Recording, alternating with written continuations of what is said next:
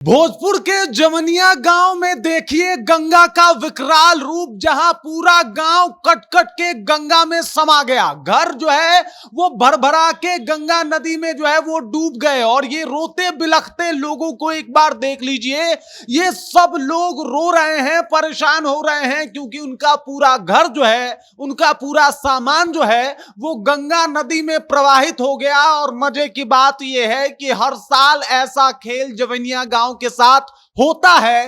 हर साल बाढ़ जो है वो जवनिया गांव को क्षतिग्रस्त करती है। और इस बार भी देख लीजिए किस तरीके से पूरा गांव कट कट के जो है वो एकदम से गंगा नदी में समाहित हो गया, गंगा नदी में चला गया। और मजे की बात कि सरकार के कानों तक जू नहीं रेंग रही। सरकार ने अभी तक वहां पे राहत बचाव के लिए कुछ भी नहीं किया है। ये रोते हुए लोगों को देखिए, ये बिलखते हुए लोगों को देखिए, ये परेशान होते हुए लोगों को देखिए, क्योंकि इन्होंने एक बार फिर से अपना सब कुछ खो दिया है। जमीन, अपना घर, अपना सामान, सब कुछ जो है वो नदी में समाहित हो गया है। और जैसे तैसे ये लोग अपना जान बचा के, कोई सड़क पे सो रहा है, कोई ऐसे ही कच्ची पगडंडियों पे सो रहा है, तो कोई रोड तक जा पहुंचा है। पूरी कहानी जब आपको बताएंगे और इस दर्द के हिस्से से आपको रूबरू कराएंगे, तो निस्संदेह आपके भी मन में कई सवाल होंगे।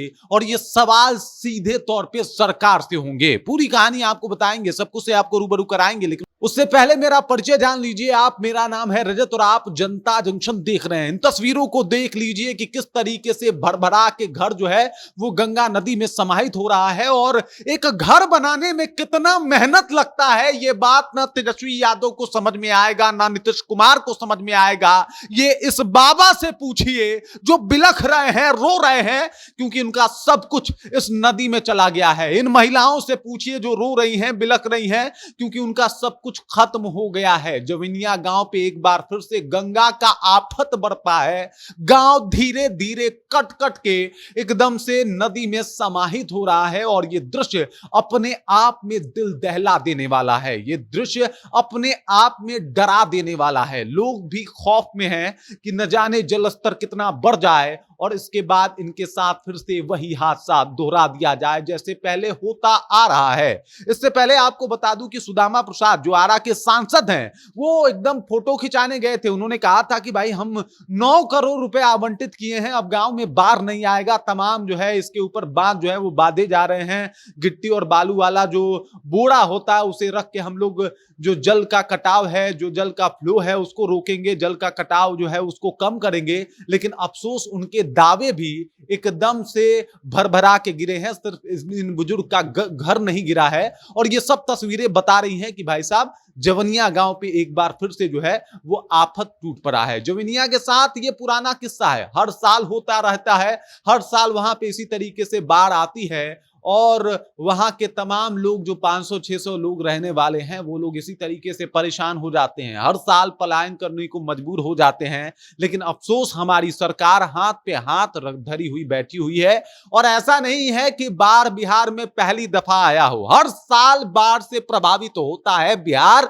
लेकिन आज तक अजीब बात है ये कि आधा बिहार में सुखाड़ पड़ा होता है, आधा बिहार बाढ़ से पीड़ित होता है, लेकिन सरकार के पास अभी तक इसका कुछ भी मतलब इससे निजात कैसे पाया जाए, इसका कुछ भी आइडिया नहीं है। और ये बातें बता रही है कि किस तरीके से इन सब चीजों को रोकने में हमारी सरकार जो है वो एकदम से विफल है। और उसी का परिणाम है पूरा जवनिया गांव जो है वो डूब रहा है। लोग परेशान हो रहे हैं, लोग तड़प रहे हैं। कुछ यहाँ के बच्चों से बातचीत जब की गई तो उन्होंने बोला कि हम खाना भी नहीं खाए, सामान जो है लोग ट्रैक्टर पे लाद के ले जा रहे हैं, खाने की चीजों को बोरों में भर के जो है वो ले जा रहे हैं कि कुछ दिन तक तो अब बाहर ही रहना है ना, अपना घर तो नसीब नहीं होगा। और मजे की बात, वो लोग अब क्या करेंगे जिनका घर टूट चुका है, जिनका घर जो है वो गंगा में समाहित हो गया, उनके पास तो कोई ऑप्शन भी नहीं है। वो तो बाढ़ के बाद भी बिना घर के ही रहने वाले हैं, त्रिपाल टांग के रहने वाले हैं और इस तरीके की समस्याएं जो है उनका सामना करने वाले हैं। लेकिन मजबूरी इन लोगों की देखिए, इनका दूसरा कहीं और जमीन नहीं है, वरना किसका रोज रोज अपना घर टूटता हुआ देखना अच्छा लगता है। इनका जमीन होता तो कहीं और जाके ये घर बना लेते। सरकार इनके लिए अगर कुछ मुस्तैदी से काम करती तो शायद ये लोग अब इस तरीके के जो ये जल का स्तर बढ़ता है और हर साल जोइनिया जो है वो प्रभावित होता है, बाढ़ से वो प्रभावित ना होता, सरकार के पास कोई आइडिया ही नहीं है। और आइडिया इसलिए भी नहीं है क्योंकि सरकार के जितने भी अधिकारी हैं उनका अपना आवास जहां पे होता है वहां का व्यवस्था देखिएगा, वहां पे पानी तो छोड़िए, वहां पे नाले को भी ढक के रखा जाता है कि साहब निकलेंगे तो इनको स्मेल ना पहुंच जाए। मुख्यमंत्री का आवास देख लीजिए, नेता प्रतिपक्ष का आवास देख लीजिए, यहाँ पानी तो छोड़िए, यहाँ तो घास फूस भी सड़क पे नहीं जमती, क्योंकि ये लोग जो है वो काफी बड़े अधिकारी हैं, तो कोई एकदम अपने आप को राजा ही समझता है, उनको प्रजा के दुख से कितना ही मतलब हो सकता है। लेकिन अफसोस, अगर 2 दिन, आज अभी तो चुनाव चल रहा है, अगर 2 दिन भी आपको जोइनिया में रहने का एक बार मौका दे दिया जाए जैसे कोई आम व्यक्ति रहता है, तो शायद आपको पता लग जाएगा कि आप कितने बड़े नेता हैं और कितने बड़े इन लोगों के चहेता हैं। चाहे वो कोई भी पार्टी का कोई भी नेता हो, या फिर हमारे मुख्यमंत्री नीतीश कुमार हो, या फिर तेजस्वी यादव हो, जानना यह है कि भाई साहब आपने बाढ़ को रोकने के लिए क्या क्या किया है और इसको लेके क्या किया जा रहा है। अब जो इनके साथ हो रहा है, इनके लिए अभी राहत बचाव सामग्री क्यों नहीं पहुंची, वहां पे टीम अभी तक क्यों नहीं भेजी गई है, और इन लोगों के लिए आगे क्या किया जाएगा, इसका डिटेल्स दिया जाए। ये लोग क्या फिर से उसी जोइनिया में रहने को मजबूर हो जाएंगे जहां हर साल इनको बाढ़ तबाह करके चला जाता है,